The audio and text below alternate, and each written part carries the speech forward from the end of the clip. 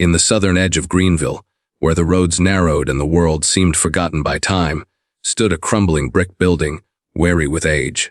Cracks ran along its faded red walls like stories written in silence. The windows, foggy and chipped, blinked slowly at the morning sun each day like tired eyes that had seen too much. This was home, for Noah and his grandmother Martha. Their apartment, nestled on the ground floor, lay just a breath away from the main road, where horns screeched and engines roared each morning like impatient alarms. Yet amidst the chaos, one comforting constant returned daily: the smell of fresh bread from the decades-old bakery across the street. It floated into their tiny apartment with the sunrise, curling around the chipped furniture and whispering promises of simpler times. The apartment was no more than 2 small rooms and a kitchen barely large enough for 2 people to stand side by side. The walls, once white, had yellowed with time, and the oven let out a painful groan every time it was used, like it was resisting the weight of memory. Martha's room was modest, filled with photos of years gone by. Noah's was even simpler, just a thin mattress, a small desk, and a stack of books handed down from neighbors. But the heart of the home beat in the kitchen, where life happened over mismatched plates and a kettle that hissed every morning like an old friend greeting the day. Martha was 74, but her spirit bore more years than her bones could carry. Her hands were rough, etched with the lines of 3 decades spent as a nurse at Greenville City Hospital. She had soothed pain, stitched wounds, and whispered calm into chaos. But no hospital shift, no long night on call, had ever tested her more than the day her daughter, Noah's mother, lost her battle with a relentless illness. That day, grief moved in with them. And from that moment, Martha became more than a grandmother. She became Noah's guardian, his shelter, his everything. To Martha, Noah wasn't just a child. He was her second chance at holding on to love, her reason to breathe. The ember that kept her going long after the fire had faded. She called him her evening star, the light she looked for after every difficult day. No matter how tight the money or how cold the nights, she never let him go without a hot meal, a warm blanket, or one of those long, wordless hugs that only a grandmother can give. Hugs that said, "You are not alone." Noah, quiet and thoughtful, carried the world inside him like a secret. He walked through life like a shadow, barely noticed. His shoulders hunched beneath a coat that had passed through many lives before it reached his, and his shoes flapped quietly against the pavement, soles worn to near nothing. He never raised his hand in class, never made a scene, and for some that silence was an invitation. Older boys, amused by his quiet, found cruel games to play. They'd knock over pencils near his desk and laugh when he bent to pick them up. After music class one day, someone chuckled. "No sings like a radio that's drowning underwater." Laughter followed. No didn't respond. He just walked away, red-faced, his gaze locked on the hallway floor tiles. But what they couldn't see, what no one ever saw, was what happened when the world grew quiet. Each night, as the streetlights blinked to life and the wind whispered through the alley, Noah would sit by the window. The stars outside flickered like distant promises. He'd place his arms on the sill, rest his head, and begin to hum, softly, slowly, as if afraid to disturb the night. Then, from that hush, he would sing. No instruments, no stage, no applause, just his voice, delicate but certain, and the memory of his mother's lullabies. The ones she used to sing when he was barely more than a toddler in her arms. In those nighttime songs, she returned to him. In every note, he could almost feel her arms again. That window wasn't just a window. It was his stage, his sanctuary, and sometimes his only friend. And then, like the turning of a page, came the moment that would change everything. It was a crisp spring morning, one of those rare days where the air smells like beginning. Tulips had started to bloom beside the front steps, shy and trembling in the wind. Noah came home from school that day, dragging his backpack like it carried bricks. In his hand was a pale yellow slip, edges wrinkled from the tightness of his grip. He walked into the kitchen where Martha was kneading dough, the counter dusted with flour. "Grandma," his voice was hesitant, "there's a talent show next week." At school, she wiped her hands on a towel. And he looked down. Someone wrote my name down. Under singing, Martha paused. "Did you sign up?" "No," he murmured. "I think some kids did it." As a joke, a heavy silence filled the room. Martha took the paper gently from his hand, read it, then slowly lowered herself into the old armchair by the window. She patted the cushion beside her. "Come sit, sweetheart." Noah obeyed, legs now long enough that his knees poked awkwardly over the chair's edge. She smoothed his hair and looked at him with eyes full of gentle fire. They laugh because they haven't heard what I have. They don't know what your voice holds. He shook his head. They'll laugh even harder if I sing. Martha smiled, small and knowing. Let them.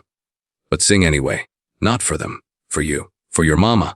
For all the nights you sing at this very window and make the world stop. That night, Noah sat alone at his desk. From its drawer, he pulled out a folded, yellowing page. His hands trembled as he unfolded it. His mother's handwriting, still delicate and slanted, filled the page with lyrics. Her favorite song, You Raise Me Up. It was the last thing she had ever sung to him. He walked to the window, the paper in his hand. The moon watching over him, he closed his eyes, breathed in deep, and let the words float from his lips, soft at first, unsure. But slowly his voice warmed, gentle and aching, like it was made of memory. Each word a thread, each note a prayer. There was no crowd, no spotlight. But in that moment, something stirred deep inside him. A flicker of courage, a heartbeat that whispered, you are enough. The next morning, flyers for the talent show spread through the school like wildfire. Thursday, 6 p.m., Greenville Elementary Auditorium, 1 act per student. Noah's fingers trembled slightly as he unfolded his copy. His eyes scanned the list. Noah Bennett solo singing behind him. Laughter echoed. Better not shatter the windows, Bennett. One boy chuckled. No said nothing. He folded the flyer, tucked it into his bag and walked away, quietly, calmly. But inside him, that flame was no longer flickering. It was beginning to burn. That afternoon, as others played and shouted across the schoolyard, Noah sat beneath the old oak tree, the same one his mother used to wait under when she picked him up. The wind rustled the leaves. The flyer rested on his lap, and for the first time he didn't feel afraid. This wasn't about the boys who laughed, or the crowd that might not clap. This was about a boy with a quiet voice and a louder heart, and he was ready to be heard. In the school cafeteria, Noah sat alone. No one joined him, not that he expected anyone to. But today, he didn't feel the usual sting of loneliness. His grandmother's voice echoed softly in his mind. A quiet melody in itself. You just have to sing from the heart. He mouthed the words of the song his mother used to hum, his lips moving soundlessly, as if practicing a prayer. There was no music playing, just the rhythm in his head and the warmth of memory. That evening, instead of flipping on the TV like he usually did, Noah turned to his grandmother. Grandma, he asked, can I use the old radio? The one with the missing dial and the scratchy speaker. She smiled knowingly. Of course. I remember that song your mother used to sing it whenever you had a fever. Noah looked up at her, his voice quiet but steady. I want to sing this at the show. Martha didn't hesitate. She reached out and held his hand, her own lined with age and strength. Then we'll practice every night. And they did. Night after night, after dinner dishes were washed and the house had settled into silence, their little room at the end of the narrow hallway came to life. The soft strains of Noah's voice, unsure at first, began to echo against the yellowed wallpaper. And beside him, Martha, retired nurse, grandmother, now voice coach, listened intently. She didn't know anything about pitch or breath control, but she knew how to hear. She knew how to believe. She corrected his tone when it faltered and encouraged him when he doubted. She didn't teach him how to sing like a star. She helped him sing like himself. Then the night arrived. The Greenville Elementary School auditorium glowed under rows of fluorescent lights. Metal chairs were lined in perfect rows. Stage lights blinked like stars across the high ceiling. Parents filled the aisles, voices buzzing with chatter and anticipation. Grandma Martha wore her high-colored gray wool coat, one she saved for special occasions. In her hands, she held a bouquet of yellow tulips, Noah's mother's favorite. Backstage, Noah clutched his lyric sheet. His hands were trembling. He wore an old dress shirt that had been carefully ironed that morning. It was a bit too large in the collar, but he looked neat, prepared, nervous. One of the teachers knelt beside him and asked gently, "You ready, Noah?" He nodded, his eyes locked on the stage ahead. A dance performance ended. Applause erupted and quickly faded. The MC stepped into the spotlight with a grin. And now, she said, a special voice from Class 5B. Please welcome Noah Bennett, singing You Raise Me Up. A few scattered claps followed. In the crowd, a few murmurs. Who's that? Oh, that's the quiet kid. Probably a joke act. Noah walked onto the stage. He didn't bow his head.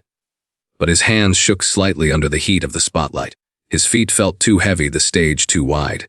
In the front row, Grandma Martha gave him a subtle nod, her hand pressed over her heart like she was sending her strength across the room. He stood there, small, still alone. At first, there was nothing but silence. Then, he opened his mouth. "You raise me up so I can stand on mountains." His voice cracked slightly, raspy, hesitant. Someone in the audience tilted their head. But by the next line, something shifted. His voice grew firmer. The nerves began to fall away, replaced by something stronger. "You raise me up to walk on stormy seas." The auditorium began to fall still. The chatter stopped. Even the fidgeting kids looked up. No longer was he just a boy picked as a joke. He was a son singing to his mother. Every word, every note carried weight. A truth so personal it pierced the room.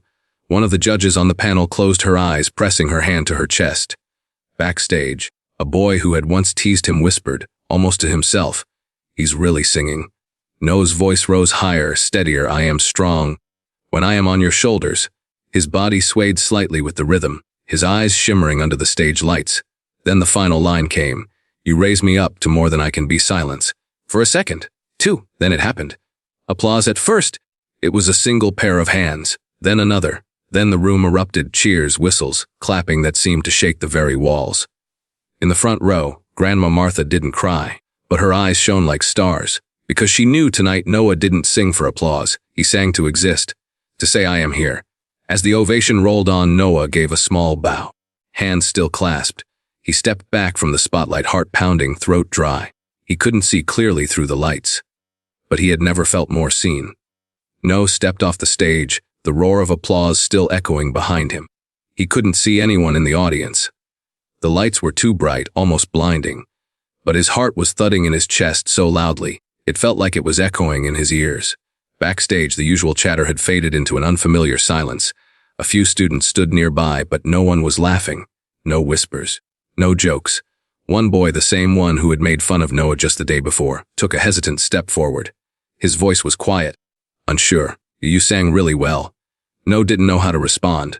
He just gave a small nod and kept walking. Toward the hallway. Toward the one person he knew would always be waiting. At the end of the corridor, Grandma Martha stood with her arms open wide. He walked straight into them. She held him tightly, saying nothing. The bouquet of yellow tulips crinkled softly between them, a few petals fluttering to the floor. Neither of them noticed. "I knew it," she whispered. "I knew you could do it." They left the school before the crowd spilled out. Noah didn't want to be stopped or praised. He didn't want more eyes on him. The spotlight had already burned long enough. He just wanted to go home, where the lights were soft and the rooms quiet. The next morning, as the sun filtered through the kitchen window, Grandma Martha was making tea when the landline rang. She wiped her hands on her apron and picked it up. "Hello." A warm, polite voice came through on the other end. "Good morning, this is Ellen Grady. I teach music at Greenville Elementary. I saw Noah's performance yesterday and I wanted to ask you something." "Of course," Martha replied, her tone curious. "There's a nonprofit organization I work with, Voices of Tomorrow. They provide music scholarships for children from underprivileged backgrounds. Every year, they select a handful of students for special awards and mentorship. I'd like to nominate Noah." Martha glanced across the room. Noah was sitting at the kitchen table, quietly eating cereal and milk. He wasn't listening in, but he was watching her with curious eyes. She smiled softly and returned to the phone. "I think it's time he stepped out of the shadows."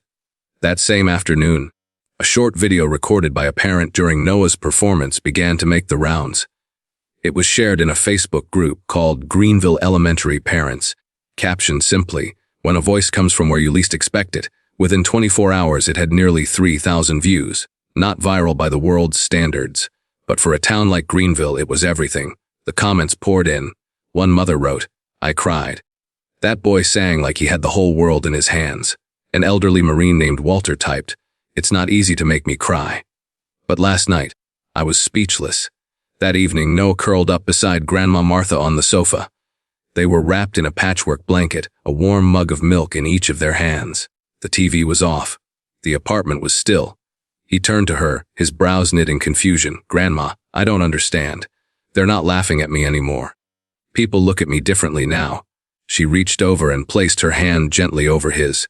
"Because they heard you, Noah, not just with their ears, but with their hearts." He went quiet, the thought heavy in his mind. "I don't think my voice is anything special," he murmured. You don't have to be special, she replied, her voice soft but firm. You just have to be honest. And then she added, you sang with your loss, with your love, with your courage. That's what made you unforgettable. A few days later, an envelope arrived from the school. Inside was a formal letter inviting Noah and Grandma Martha to meet with representatives from Voices of Tomorrow, the scholarship program Grady had mentioned. They offered Noah a full scholarship, 2 years of professional vocal training at the Community Music Academy, and as a gift, they sent him a small electric keyboard to practice on at home. When he opened the box, Noah stared at the glossy black and white keys like they were made of glass. His fingers trembled. I'm scared I won't know how to play, he whispered. We'll learn, Grandma said gently. From the beginning. Just like you learned how to be brave. That night, long after most of Greenville had gone to bed, a soft glow still shone from one window in the old apartment building at the end of the street. Music drifted out. Not perfect, not polished, but real. A boy once mocked now sat with his grandmother, plunking out quiet notes on a second-hand keyboard. Not for fame, not for recognition, just to keep being himself. And on one of those early summer mornings, when the scent of waffles from the corner diner still hung in the breeze and sunlight painted golden streaks across the floor, the landline rang again. Grandma Martha was watering her geraniums. She wiped her hands on her apron and picked up the receiver. Bennett Residence. This is Martha speaking. A calm, middle-aged male voice came through the line. Good morning, Mrs. Martha. The voice on the other end of the phone was calm, professional, and yet held something warm within it. Good morning, Mrs. Bennett. My name is Daniel Reyes.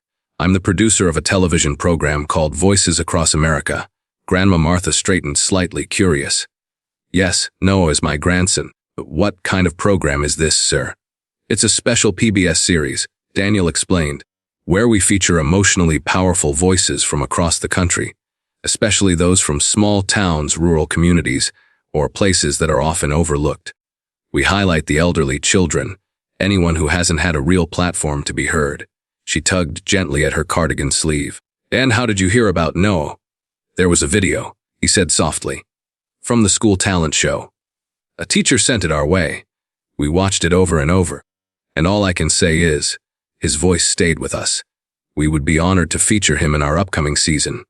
Grandma Martha sat down slowly in her wooden kitchen chair, her heartbeat steady but full. No, he has nothing but a heart that sings. No training, no fancy microphone. Just him. That's exactly why we want him, Daniel replied, his tone honest. Not to make him famous, but to remind people that music doesn't come from studios. It comes from the soul. That evening she told Noah about the call. He listened quietly, eyes drifting toward the small electric keyboard sitting on his desk, the only thing in the room that made sound not tied to the tired world around them. Do you think I should go? He asked, his voice low. She smiled gently. I think could you even say no? Noah let out a soft laugh, not from pride, not from certainty, but because, for the first time in his life, he didn't feel like the invisible boy anymore. He saw himself clearly. 2 weeks later, Noah and Grandma Martha arrived in San Diego, where PBS was filming Voices Across America. He wore a clean white shirt donated by a kind sponsor. She stayed true to her style, gray cardigan, flat shoes, and quiet dignity. They were led into a waiting room where several performers were already gathered. Some cradled guitars, others held harmonicas. There was even a smiling couple from Iowa who performed duets. Everyone had a story. And when the youngest person in the room walked in, all eyes softened. You must be Noah, right? An elderly woman with silvery hair asked warmly. I saw your video. I believe today is going to be a beautiful day. Noah just bowed his head slightly. He had never traveled this far before, never boarded a plane, never imagined that his voice, would bring him to a place like this. When it was finally his turn, he stepped quietly onto the small stage.